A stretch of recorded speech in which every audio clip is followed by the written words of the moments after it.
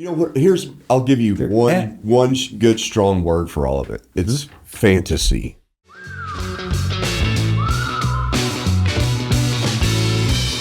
Well, let's talk about that because this is another episode of that big ass talk small businesses. Now, big talk about smallbusiness.com. That's right. Okay. So I know we're going to talk about when good people don't get along today, but I also want to go back to this topic of what do we expect from people, okay, as managers. Yes. And I thought it was funny. I told you the other day, I don't hear from Fred White, my old partner, that often. Love the guy. I mean, absolute. One of the smartest people I've ever worked with in my entire life. Yeah. Okay. Anything I didn't do well, Fred did well. So that was like a perfect meshing. 100%. All right. Of two people working together. Anyway, he sent me this article I wrote in 93. It was only the second year of paid subscription for the Zweig letter. It was called I Never Asked. This is in 1993. 1993. That's 32 years ago. He said he just sent it to somebody the other day. Which is still sending it out. He's still sending it. I totally forgot about this article. It did create kind of a stir when I sent it out. Really? Because a lot of people thought I was being very harsh. Because basically in there I said, look, I never asked for a raise. I never asked for special time off that I didn't have accumulated. Okay? I never asked for a new cell phone or a new laptop or any of those things. This is as your perspective as an employee working for somebody else. Right, exactly. And I said, the basic thrust of the article is, and it wasn't just for employees, it was partners too. Like, I want a better company car or whatever. Yeah. The point of it is, if you're an employee, you don't want to create problems for your boss. Right. You want to solve problems for them. Yes. All right? And I still maintain this idea that, truthfully, a really good employee makes a good business owner on their own. You know why? They know how to satisfy the customer. That's it. Okay? Yeah. I've always said, if you're employed, it's like you own your own business. Yeah. You just have one customer. Yeah. Or client. Your manager. Your manager. Yeah, that's it. You better please them. You better make their life easier. Solve their problems. Don't just create one problem after another. Well, I want the special privilege. Now, if I give it to you, what am I going to say to all these other people? That's right. Out here. Yeah. It's a multiplication effect. Yes. I can't do something for you as a manager without consideration towards everybody else that's within the organization. And how they're going to feel. And the funny thing is a lot of times, like, people don't really think about that. Like, if I want something, what about my peers? Right. The people that I'm actually working alongside with. It's not about the company not doing things to hurt me. It's because there's a whole group of folks they got to consider. Yeah. In every single decision. Yeah, the work hours are 8 to 5, but I want to come in at 9 and leave at 4. That's right. Okay. Yeah. Why is that? Because that works better for me. Great, but how does it impact everybody else? Maybe they all want to come in at 9 and leave at 4 too. Right. Okay? Yeah. Now, if we let you do that, but we don't let them do that, what is that going to do to morale around here? It's going to weaken the morale. What happens when you have weakened morale in a company? Yeah, productivity goes down. People don't get along, okay? They get discouraged. They're not motivated. And then what happens from that? Suffers. Business goes down. And what happens when business suffers? People don't get paid more. There's not raises. It doesn't grow. You don't get more resources at all. Get laid off. Companies go bankrupt. Right. People get fired. Yes. All the bad things. Yes. We're like it's a, we are our own problems a lot of times. Of course we are. I've always said that. I mean, most businesses, the reason they go out of business is not because of the external environment. Mm-hmm. Okay. Yeah, do we get pissed off? Does it hurt us with tariffs? Yeah, it's a pain in the ass. Do regulations impact us? Yes, sometimes they're a pain to deal with or whatever. Is the economy effect? Yeah, but don't tell me the economy is the reason you're going out of business when there's 100,000 other businesses like yours. Mm-hmm. Okay? Yeah. Eat their lunch because they're doing a crap job. Mm-hmm. All right. It's all the lack of dealing with what we need to deal with that kills us every time. Yeah. I'm not going to say I haven't ever been there. I have. Yeah. I mean, I know I've created my own problems before. Dude, I mean, Okay. I'll be completely honest with you. I create my own damn problems all the time, every day. Exactly. Dude, I literally now, I'm at the age, I get up in the morning and I look at my own damn face in the mirror. Really? Yes, I do. And I talk to myself. And a lot of it is quit being a pansy ass. Yeah. Number one. Confront. Dude, you quit being weak, quit Yes. acting tired, quit feeling sorry for yourself. Yes. No one's here to save you. It's all your fault. You're responsible. You're accountable. Get off your butt. There's bigger reasons why you're doing what you're doing. Remember why those whys are. Yes. What those whys are. Remember the whys. Remember the why. Get your ass out there and do something and contribute to society and make a big impact. Yeah. That's my start. Exactly. It's a great. And it's a mirrored look. Like I have to great way face to my start. own demon. I have to face my own demons. And I mean, everybody should practice that a little bit. Yeah. If my entire organization, if we woke up and looked at it like that, why are we doing what we're doing?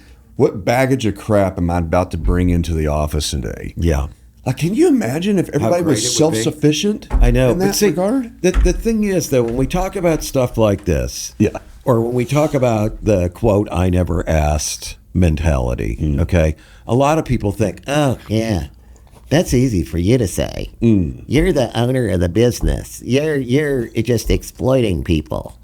okay, You're just a typical exploiter of people. Yeah. no, we're trying to freaking help your ass. If you will freaking listen, you want to be a business owner someday? Act like one as an employee, okay? 100%. 100%. I mean, it's just that simple. You have to drive. You have to contribute.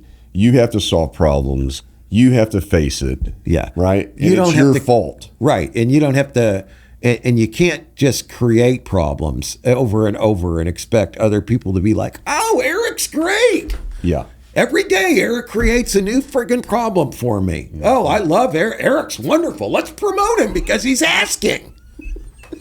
Okay.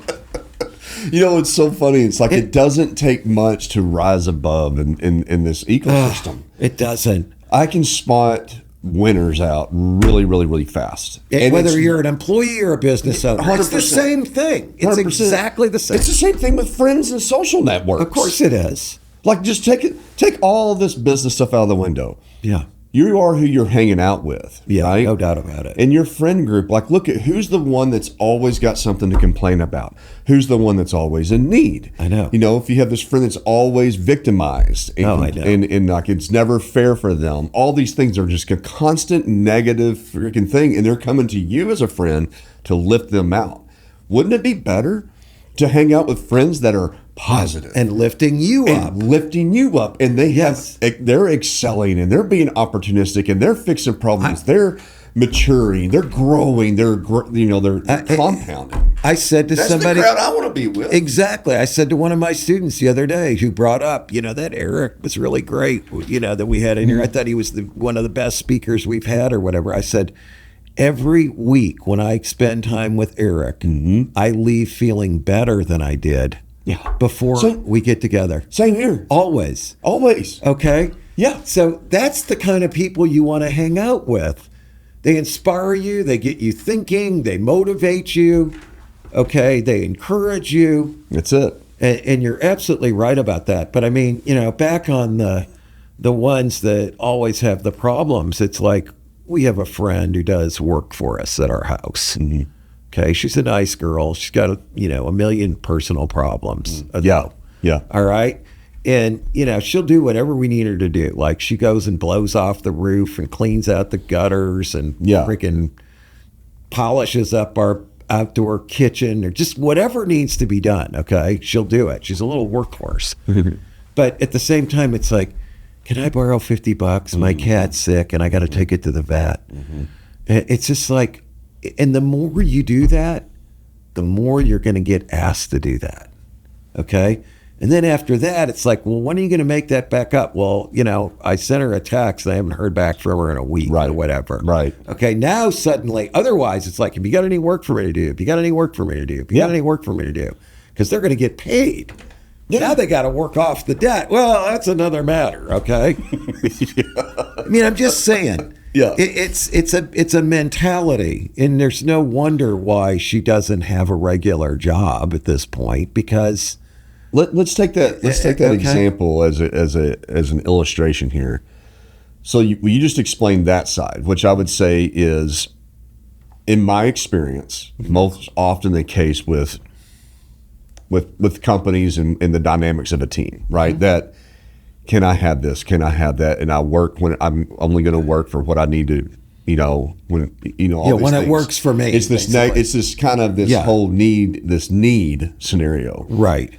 What if you came home and you pulled in and she was like, hey, I did what you asked me to do, but I also spent extra time and did these things that I felt like that you needed to have done that you didn't even know. It would blow you away. Would you pay her for that time? Of course I would. Would you be thankful for that? Yes. Would you refer her to other people? Of course. And if she did that day and day over and she's just like constantly just solving more problems for you without you having to ask, she would get paid more. She would get paid more. You would invest more in her. I know.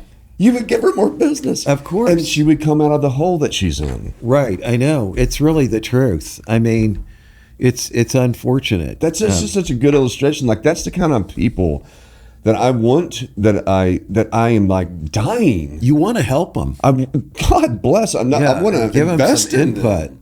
I want to spend time with them. It's like, man, if I can say, I'm just literally, Mark, as an entrepreneur, I walk around with nothing but a bag ass full of problems. I feel like, dude, I understand. It's like there's this dust bowl around me at all times, right? I get it. I need help. Yes. I'm paying for help. Yes. I grow the business so that I can get people to help me with all these problems, because the bigger your clients get, the bigger the market gets. It's just bigger and bigger problems. Well, and a bigger company's got more resource. I mean, if it's just you're doing every single thing, right? And you can't. There's not enough of you to do it. So exactly. The whole scalability of this is that you get more people on the team to solve more of the problems. Mm-hmm. That's the whole economy to it. In every company, big, small, startup, doesn't matter. That's why people are hiring people to take care of these problems. Yes. But we've somehow gotten ourselves stuck in this mentality that's not what it's about. I know. And if you could see that, like, okay, my whole career and job and the reason that I get paid is that I'm solving problems. And so that means that if I solve more problems and bigger problems, I get better compensation, I grow. I get better opportunities. Yeah, right. I get more money. Yeah. And then I have money. And I can get bigger things and do, secure my legacy and make investments and take care of my kids, my family. Make life a little easier. Right? There's not a secret to all that. No, there isn't. It's right in their face. There isn't. And so to your point, like with your letter, you're like, you didn't ask for more things because you were focused on contributing as fast and as much as I could. Okay. And look where it got you, man. I got rewarded in the businesses I worked in. Yeah. Yeah. And I was able to do my own thing. And then you can take all that experience with you and all that recommendation and referrals and go out and do your own thing. My first clients were all my former employers. Yes. You've done it yourself. Yes. Okay. I mean, it's the truth. It is, man. I got most of my business from the get-go from my former employers. And you know this, like, I mean, with my case, right? You and I went through this, but I mean, like in my companies, I've had really awesome people that have worked with me. Yeah. And they've decided to leave and go on to some other venture for any kind of reason. Right. It hurts to see them go. Sure, of course it does. The work's replaceable, but the person's not. And I hate to see them go, but I'm also pretty happy for them. And I expected it to happen. Yeah. Because they're so damn good. Of course. I mean, You know what I'm saying? Yeah. And then what do I They do? got to break through at some point. Yeah. At some point, you can't do more. And That's then they right. Go. Yeah, I mean, it's yeah. just a good opportunity. Like, and so what do? Yeah. You support them Right. when they do that. And it comes back to you. 100%. I mean, that's the other thing. It comes back around. Man. Okay. Yes. Yes. And so what's your message then, Mark? Right. To any listener, especially an entrepreneur, right, that's at a company right now, they got a dream. They want to go out and do something. Right. But they're I've seen this happen way too much. That entrepreneur idea, I want to start a business, etc. But they are complacent with the current job they're at, and then they're moonlighting for their own thing. So they like shifted their contribution. Yeah, that's bad. That's really. not a good thing. It's not. I mean, I could sit there and build a case and say, yeah, it's great to start a side hustle that maybe that can turn into something. Mm-hmm. And maybe it could. But on the other hand, then if you're cheating your primary job, it may not really be a very good use of your time. Maybe you'd be better off to really focus on what you're doing, where you are. And if they're not recognizing that after a sufficient period of performing first, mind you, then you go find a new place to do it, okay? Because there are companies that don't really recognize and appreciate people. Sure. I mean, there's no question about it, you know, or managers that don't. So if that's the case, if that's the environment you're in, then at some point, you've got to give it a chance. Yeah. Yeah. Okay? It's going to take time. It's going to take you doing stuff, and it's going to take time for them to react to it. Mm-hmm. Okay? And if you don't give it any time, then that's not really a fair situation. Yeah, and you know? like, and then I'd say like, I mean, I think this is actually kind of a good topic because I know a lot of folks are in this. If you're in a professional role with expectations to contribute heavily, and how do you identify that? Look at your compensation. Mm-hmm. If you're getting paid good money, then you're expected to contribute significantly. Right. But I think that a lot of people completely dismiss that. I'm telling you, like I see it all the time. They dismiss that payroll and quantify what you're doing. I mean, if you have to for your bosses, always quantify what you got done and the value of it, and send them a report once a month. Yeah, but I've had people that work for me that did that. I'm like, what do you think when they do that? I'm like, wow, I'm blown away. Okay, it's not that big of a deal either, is it? No, but I mean, these folks could be getting compensated real well, but their enthusiasm and motivation and desire and vision is in this other side hustle that they have. Well, they've shifted out. They've shifted out. That's not a great scenario. Like what I would do if I was, and I have done this in my position. Mm-hmm. When I was first an entrepreneur, I was working for the newspaper as a photographer. Yep. And I had an idea to start a magazine. Right. Well, I became very much more bullish and ambitious about my magazine than I was about being a really great newspaper photographer. Sure. So what did I do? Homeboy went to his boss, recognizing I wasn't contributing as much value as I should in the future. Mm-hmm. Like, listen, man, I'm starting my own magazine. He's like, you're doing what? I'm like, yeah. And I was like, so I'm putting in my 2 weeks notice. Uh-huh. What are you going to do for money? I'm going to go work at the Olive Garden and wait tables in the nighttime so I can do my idea and business during the day and go into my suffer mode. But at least I know, like, it's not about being happy. It's about being focused. It's about contributing. Right. It's like, where are you investing my time? Right. You're putting your prime time into your thing. Exactly. And the other thing's just a way to make money. Yeah, because guess what? The Olive Garden's just paying me to take care of these customers from 5 p.m. to 9 p.m. Right. And then I'm out the door. Nobody expects anything else. Right. Exactly. I'm not trying to improve my trade. You know, like, I mean, there's this expectation. Yeah, that's the right role if you're going to do your own thing. Exactly. Yeah, that's my point. Because if you're in a professional role getting paid good money, you want more engagement than that. 100%. You want full attention and focus. And let me tell you what the real collateral damage is. Mm-hmm. Yes, you are, in essence, stealing from that company that you're working with because you're not contributing the way that you're being You're not giving it the full, But you know what you're doing more of than anything? What's that? You're taking a job away from somebody else that could really want to come in and contribute and build their career. Oh, yeah. That's where, dude, when we got bought, you know, in Spiderland, and I had my 2 year, Yeah. When I came in after my 2 year was up, I recognized real quick that, there's changes going on. I couldn't find, it was really quick to me, I don't understand how I'm contributing around here. Yeah. There was no discussion about me being exited. Mm-hmm. I mean, I think that I still had some value to somebody. Was that you would create, yeah. But I was like, I don't feel this. I don't know where the road is. It might take 6 months. That's not fair. There's other people out in this community and for this company that they can find immediate value, and this company is going to be valued by my participation. Right. And and even though I knew that the company probably could have kept going. Sure. And I could have just sat there and hung out in a really cush position. Right. But that's not fair to the company. I've been there before myself. I totally understand that. You have a responsibility as a human being and a contributing worker and a value bringer. Right. And you just said you've been there. And it's not right for you to take money. Yeah. Even if the company isn't aware of you contributing, they might be completely fine. But it's not right. I saw on a tangential topic here, I saw a interesting little video online today. It was by a physician whose primary patient base is elderly patients. And he said that they fit into 2 pots. And there's there's a super, super clear delineation of those who come in, they're energized, they bounce up on the table, they have all their wits about them, they're physically healthier, everything about them is different from the other pot. And you know what the distinction is?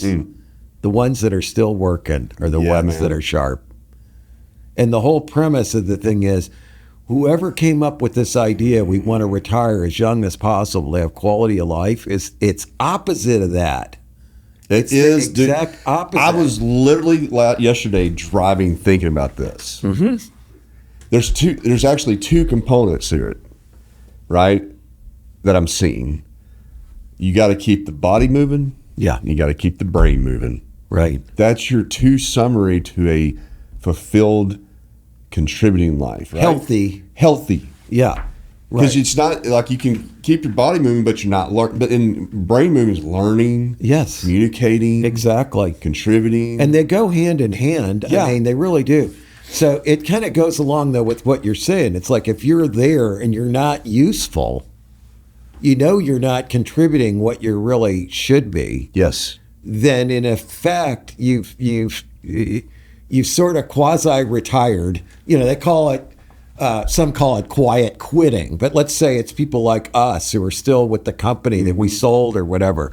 You're not contributing at the level that you really should be. Yeah. And therefore, in a way, you're on the path of death. Okay. Yeah, dude, exactly. Because what happens, you start walking in and you're like, why am I here? What am I doing? I'm not. Why don't I give more than I do? Yeah, and am I just tired all the time? Is my health declining because I just feel tired? Well, because you're not motivated. You don't have a purpose. I work for a university. Okay, it's a state university, right? You could say it's a government agency. Everybody there is lazy, doing the least that they have to do. Not the case. Not the case at all. Yeah. We have plenty of people who are highly motivated. And it's not even because we get paid. It doesn't matter what I do really, unless I'm really bad, that I would get thrown out. Yeah. But if I'm really, really good versus just mediocre, I'm probably not going to get paid much more at all. Yeah. Okay. Maybe 1% more or 2%, whatever. But there's still people, in spite of that, who are highly energized, highly motivated, give it their all, okay? And because that's best for them, and it's best to fulfill their mission of helping people. Yes. And, I love that. I mean, I think it's fantastic. It just has good people who just want to do the right thing. And I work with a lot of people like that. And people sometimes have a misconception about like academia and, and how hard people work. I mean, your parent, your dad was in it. I mean, he's really passionate. I mean, like, right. Yeah. About just the educational aspect, about teaching others. Fulfilling his mission. That's right. Even though, like, financially, he's going to be in a system that's going to restrict right. What he's going to be able to do. There's a clear ceiling there. Yeah, exactly. It's not a glass ceiling. Yeah. It's a brick one. So even if it's not for the financial rewards, it's because it's the best thing for you to do as an individual. Yes. To commit yourself. Yep. And be useful. You feel like you have a purpose. It comes down to your purpose. Yes, it does. If you feel purposeful, and if you're walking in, then you're not counting your hours. That's what drives me nuts. Is like, man, I'm telling you, I've dealt with so many people that getting, like they get in these jobs and they're just like they're miserable. Yeah. I had to work 10.5 hours yesterday or whatever. I don't know how many hours I worked. Or they're like, hey, I'm getting paid really good money, but I only really work about 30 minutes a day. Yeah. It's like, and they're like, they're okay with that. Yeah. But at the same time, they're utterly depressed. Right. And they're asking for psychological, emotional like support. We said in the last podcast here, right? Yeah. 70-some-odd% stay because of the psychological support services they get. Yeah, they're needing these fundamental life things, and they're confused, and it's just like, here's the worst part, Mark, is it's not like this is a 3-month problem. It turns into a 2. I've seen people in 3 to 4 years stuck in the same position. Turns into a lifetime They're problem. Depressed. In some cases, a lifetime problem. No, yes. Yeah. I've seen that happen. I know. Yeah, they are depressed. They are miserable. It's really funny. I had, as a guest speaker this week in my class, my friend Paul Stagg on Monday night. Mm-hmm. Paul owns the Splash Car Wash and oil change operations. Yeah.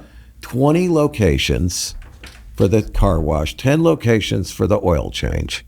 Okay? Mm-hmm. He's just about to turn 70 years old. He owns 100% of it. Dang. He gets called every week, multiple times a week. It's owner-operated. These aren't franchises. Not franchises. He owns 100% of it, okay? Wow. And and the point is this, that though, he gets calls every single week from private equity because they're buying up car washes like crazy. He could sell this for tens of millions of dollars. But he said, if I had $50 million in cash in the bank right now, what would I do differently? Yeah. Nothing. Yeah. He goes, I got what I need, okay? I can fly first class when I go somewhere. I can go to the grocery store and not think about like how we're spending our money. Mm-hmm. Okay? He goes, I got a decent house or whatever. Yeah. He goes, I've got everything I need. Why would I give up what I love, which is coming to work and helping people and delighting our customers and creating good jobs for our 400 employees here? Why would I give that up? Mm-hmm. Okay? He's wise, man. Just so I have this money in the bank that's not going to change anything in my life. Because he knows the money is not going to make you happy. You're not going to buy something that's going to make you gratified. Yeah, and in fact, he goes, as soon as I do that, then the buyer's not going to even practice our core values that we have here, which is the whole point of our existence. So that goes away, okay? I mean... That's good. It is. That I find that inspirational. I do too. Now, he doesn't want to be the CEO forever. He's turning the reins over to his son here shortly, okay, which is fine. But he's going to still stay involved with the business every day doing what he does. Because the business has a purpose in itself. Exactly. And he's finding his purpose. His purpose is entwined in that purpose. Improving people's lives. That's basically what he's all about, okay? Yeah, man, I'm telling you, like, getting a bunch of money and sitting on the beach for the rest of your life, it sounds like a really good idea. But you'll find a lot of people that can make it to that, they don't want that. It's less stressful, though, right?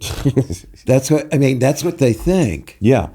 But a certain amount of stress is actually good for you. Dude, we're designed for stress. Yeah, we are. We're not going to grow unless we got some stress. Dude, we're not going to get better. I had a psychologist a while back, a counselor, right? He was PhD, he's a licensed psychologist. Yeah. about a decade ago, and he gave me this great perspective about just how our brain is operating, the stressors and stuff like that. And he was talking about, he goes, look, you have to realize you're, as a human being, you're designed with these adrenal glands. Yeah. Right? Think about back in the cave days, in the beginning of existence. Right. Like, you're not designed to be stress-free.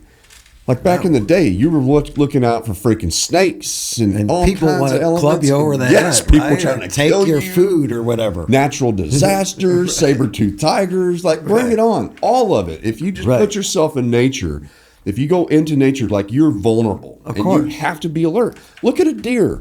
I watch deer all the time on my hunt property. Oh, God, I got so many of them at my house. I wish you'd come and kill some of them. But anyway, but if you watch plants. If you watch them, doe or buck, doesn't matter.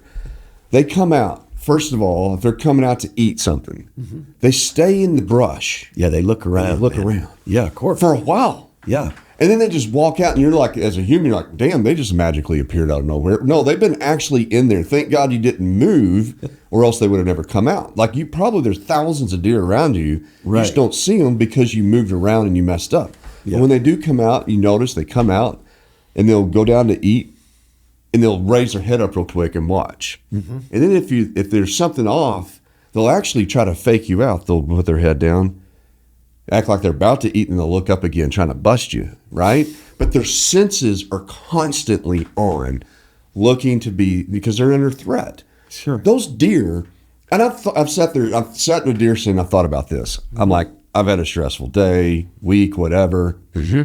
Whoa, poor me. But then I go, what about this deer? He never gets a break, right? Exactly.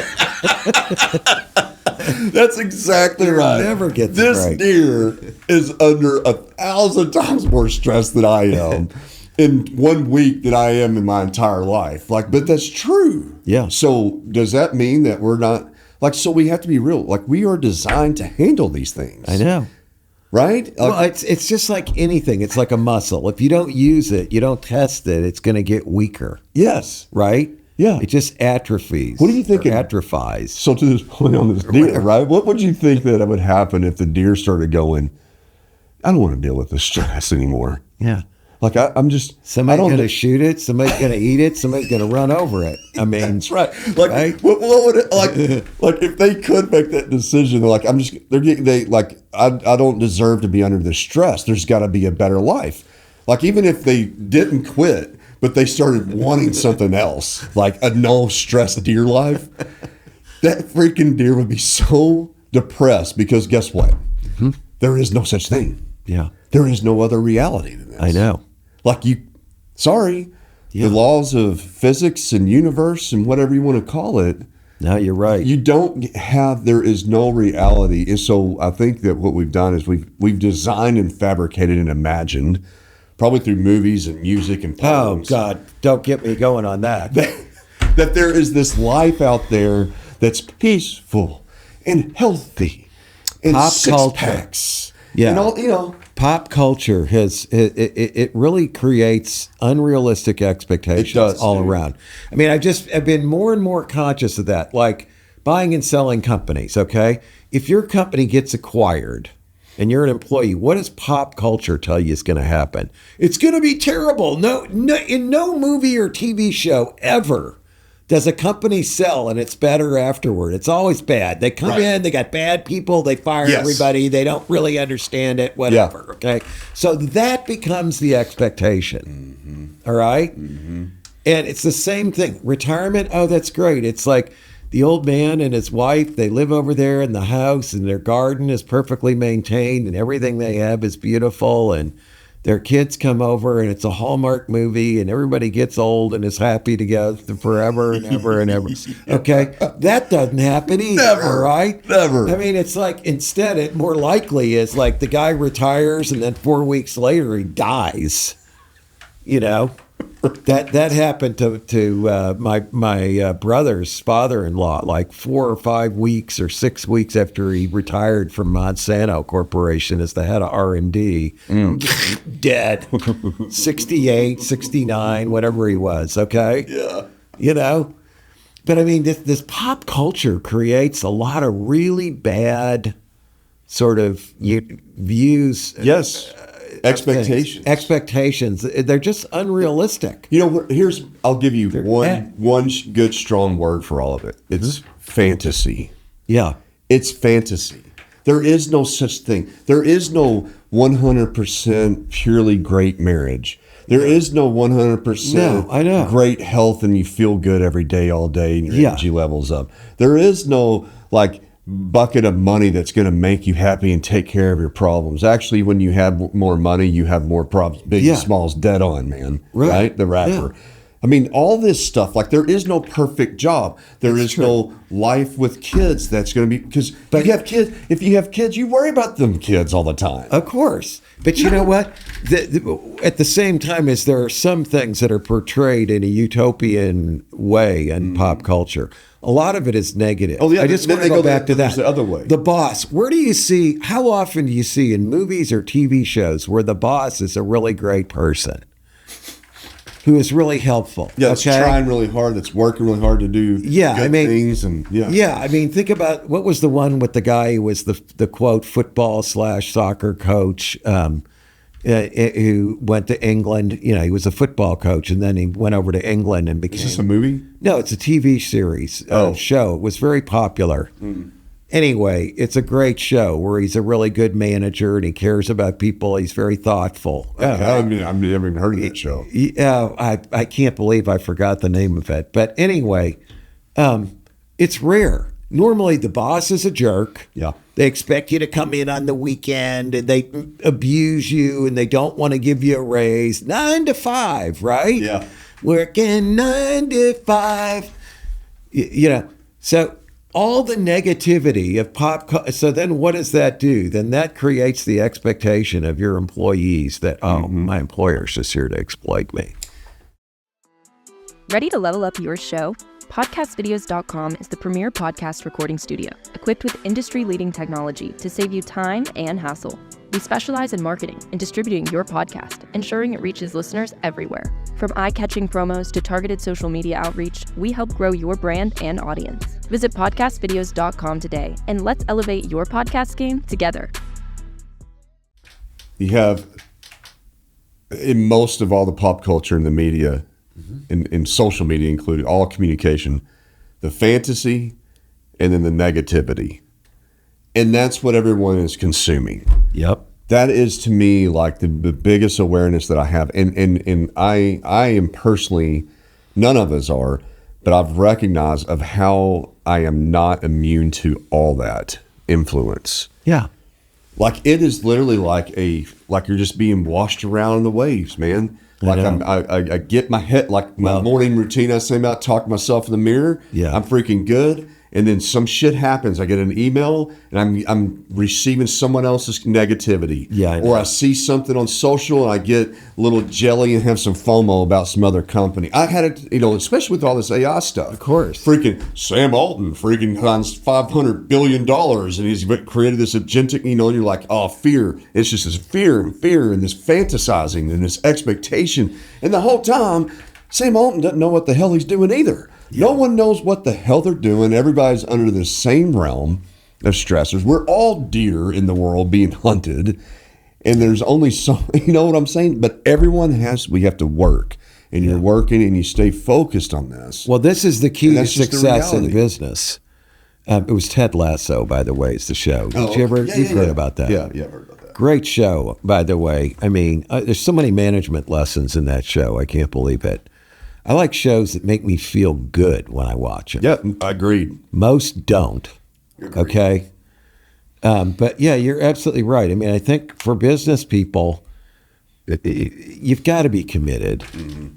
You got to be committed to your purpose of why you're doing what you're doing. It is 100, yes. And there's not anybody out there that's going to help you stay focused on that. Well, the only one might be is if you hang out with the right people, as you said. Very fair. And if like you encourage me as a fellow entrepreneur, when again back to the wave scenario, right? The wave might have taken me over here, and here I'm over.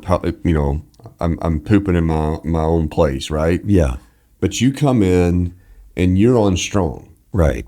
and you're talking about your business and how you're overcoming and how you're driving through this. Right. And I'm like, that reminds me, oh yeah, that's where I'm supposed to be. Yeah. And bling, light bulb comes on. What am I doing in this shithole? I get the same response out of you. It's exactly the same thing. That's why if you're around these, you've got to be around those positive influences and people that are pushing and going forward, recognizing the real environment, not a fantasy land of never gonna meet those expectations. Right. You're never gonna meet them. They don't exist because it's a fantasy. Yeah.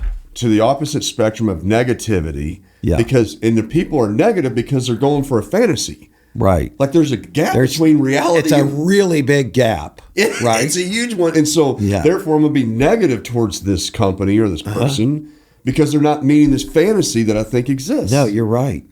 Like you're really right. And man, I've got some folks that are really eager to be entrepreneurs. Like they got an idea. Yeah. And they want to do it. They're competent and capable about a certain thing.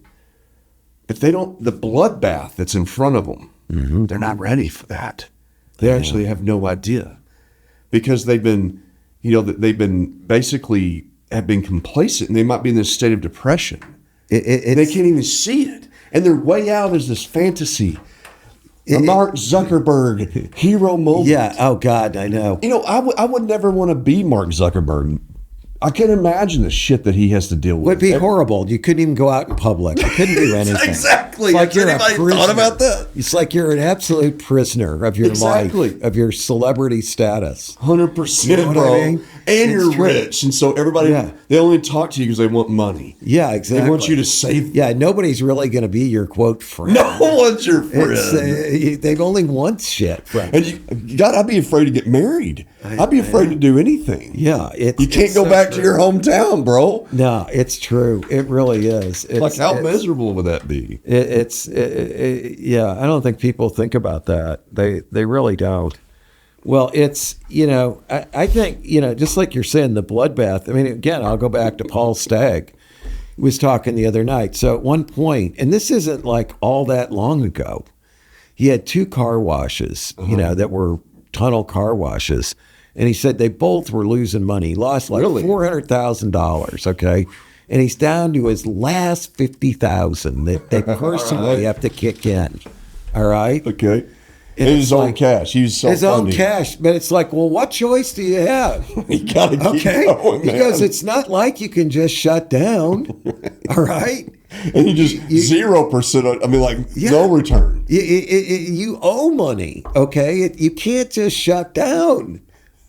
You've got to stay in the game. Now, he pulled it off. He figured out what the problem was. He solved it. But, he was down to that wire, though, okay? And not as a young guy. How long ago was it? I don't know. This is maybe 10 or 15 years ago. Yeah. Hell, he's 70 now. So what if he was 55 or 60? You know what I mean? It sucked to be that age. It would suck, yeah. But he still pulled it all off, all right? And he's willing to put his last bit of money in there if he had to. He's got to go to the wife and say, you know what, honey? This retirement fund, this little bit that's left in it, we're going to have to kick that in, all right? Yeah. But, again, being fully engaged. Yeah. Not giving up, not throwing the towel in, being positive, thinking about what good things can happen. He said something else I thought was very interesting. He goes, sometimes in business, there's things that have bad things happen to you that have absolutely nothing to do necessarily with what you did. They just happen. Mm-hmm. Okay. They're out there in the external world. They're going to happen. Yeah. But he said at the same time, good things happen that maybe you didn't necessarily deserve or didn't generate. 100%. Because you're out there in the game. Okay. See, it can go the other way too. 100%. I think that's perfect. That's like when you can objectively look at this, and you understand that, it's sustaining. You can't be an entrepreneur and play the victim. No, you can't be a victim. It's just not tolerated. Mark, that's a good difference between. Again, often empathize with people that are in a professional corporate environment that are wanting to get on their own. Because I've just heard that story probably most of the occasions. Well, you deal with so many of those people in your businesses, in that right? transition, and they're asking how do they get over the line. But I mean, like in a typical major corporate scenario, you can, like we've been talking on this, you can be victim. You can have a victim mentality. Sure. Or you can thrive. Right. But you can be a victim for 20, 30, 40 years. Yes, absolutely. And you're still getting paid for it. I know. Here's the equalizer. You go into entrepreneurship, there's no tolerance for victimization. No, there isn't. It will murder you. It'll hammer you down fast. Boom. Crush. You know what? You tell them that story. I mean, like that's because a lot of those folks are going to expect a lot of just good things, or they're not expecting that the bad things that's just the ecosystem. That's the environment. That's just what the way the world works. It's the world, yeah. And there's no one to blame but you. No. Actually, there's no one to blame ever but you. It doesn't matter where you work and what you do. Right. It's all about your response to everything that happens. It is. Always. But you're sheltered over here Yeah. under a very giving corporation, which doesn't ever get the credit it deserves. Oh, I know. Right? Ever. Because of the negativity. But you get into entrepreneurship, there is zero tolerance for victimization. Zero tolerance. I get it. I've done victimization. Yeah. And it's just a hole of hell. I've got friends who are business owners who, some of them we were talking about, where they act like victims. They're very depressed, and it's very apparent. How can you inspire your people if you're that depressed? Can't. It's catastrophic, man. It's just like a disease. It just goes from one person to the other. You've got to somehow keep yourself up and believing that you can do it. You have to. You will be murdered. You'll be. What? You'll be the doe. Yeah. That's decided that they're a victim. That's it. They're gonna stand out in the middle of the road, dude. Yeah. I see them every single day. There's this road by my house where it's like I come home from school at like between 8:45 and 9. Okay, and you know how that is. That's like the ideal time for the deer to be out when it's or this time of the year, right? And they're just like standing out in the road, and it's like I better slow down to 20 miles an hour because I might run into one of these. Do you things. think those deer have given up? Do you think Maybe they have? They're those just are like, the forget it. They're just hoping somebody comes along with a giant F-350 like you drive and puts them out of their 450. Excuse me. Yeah. I beg 450. Bro. I'm sorry to Don't. undersell. I can't believe you dropped it a G. Okay, well the 450 and gets them over with quickly because it's big enough to annihilate them. But no, And they're standing out there wishing that cars wouldn't come. Like they shouldn't have to deal with potentially being killed. Yeah. Because they don't deserve that. They're living in a fantasy land. That's Jimmy. They're living in a fantasy world. Well, I mean, the other thing, speaking of people in corporate America, though, I did see the other day in Matt Waller's class that he teaches on leadership with Adam Stover. Which is a fantastic class he's got going on. The Adam and Matt have for the MBA class, and they had somebody in there from Walmart. He's now like a senior vice president and involved in the the supply chain there, who started as a warehouse person. Mm-hmm. All right, now he's risen all the way up after 25 years at Walmart. It's championship, man. I admire that guy. That's just champion. I mean, it's a different world than we're in, but that guy obviously did what he needed to do. I don't think that he was probably wanting more time off throughout the entire process. I doubt he was sitting around going, "What's in it for me? I'll work harder if you pay me more." Okay. I mean, it's, a lot of times, I mean, we do say that the skills it takes to succeed in corporate America in some ways are different from the skills it takes to survive in small business and entrepreneurship, right? No, I agree. But in other ways, they're not.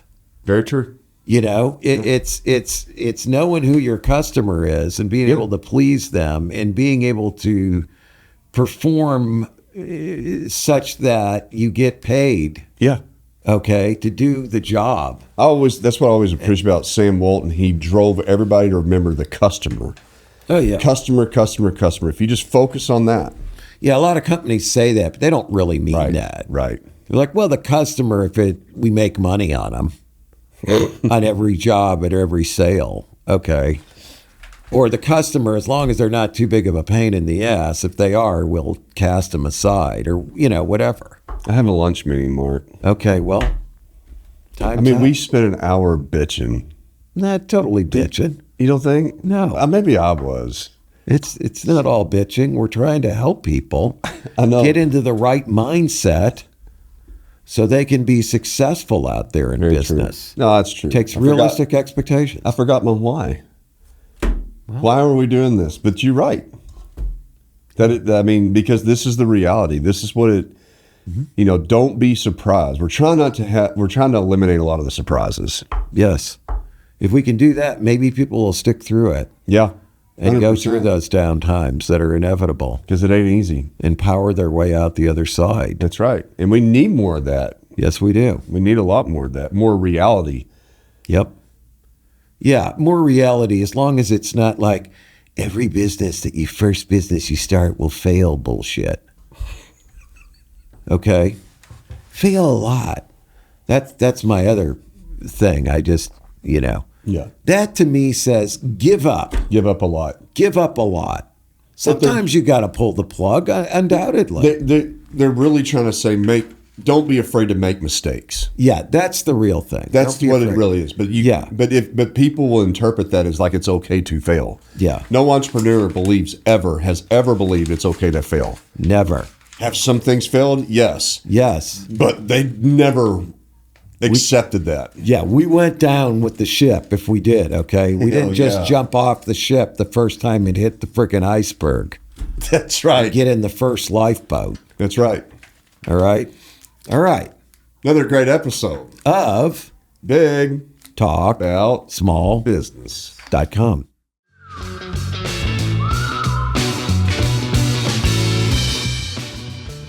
Thanks for tuning into this episode of Big Talk About Small Business.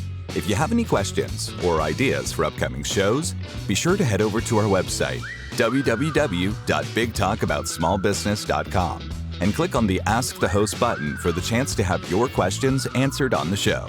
Stay connected with us on LinkedIn at Big Talk About Small Business. And be sure to head over to our website to read articles, browse episodes, and ask questions about upcoming shows.